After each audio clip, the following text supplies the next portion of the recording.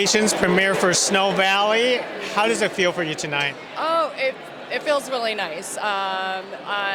It's a movie that was made actually during the pandemic, cast and crew quarantined together, and it's just nice to now see it come out and get ready for its release, March 26th. So tell us how you got involved in this project. How did it all start with you? So my background, I produced a couple horrors, a few horrors before. I produced with Wes Craven on his last movie, The Girl in the Photographs, and I kind of stepped away from that genre for a bit, but it's always fun to do. And I actually, when Rachel was in edit, we looked at it together to see what we can possibly do with it. So I actually came on to help with sales, finish the film, and market, really. So I'm an executive producer on it, and we're doing this. I think timing was actually really perfect to release this film. Now, of course, you know the late Brandon, who wrote and directed, made his directorial debut with a film like this. How do you maintain and keep his vision all this time? Well, it's interesting because I think that you learn a lot when you're in the edit room and you're in post-production. You learn a lot about the storyteller that the director is, and obviously you have to go back to the script. And I think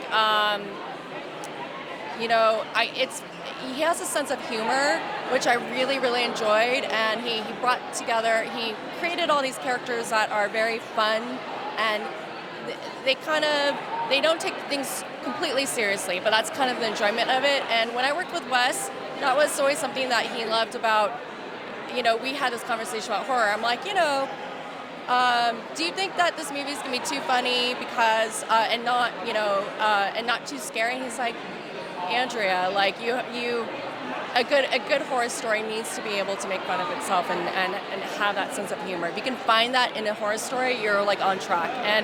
And it's almost like life. You can't take life too seriously in that sense as well. And I think that when we were watching it, we were looking at all the different things that the characters were doing.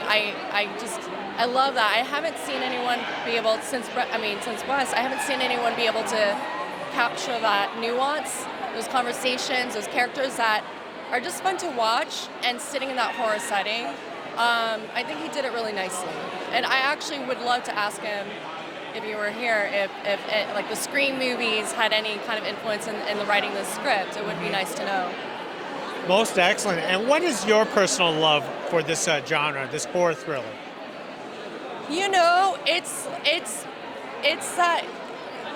It's that scary thing of like, don't look behind the closet. You don't know what might pop out. It's like, but then you kind of want to look at what's behind the closet.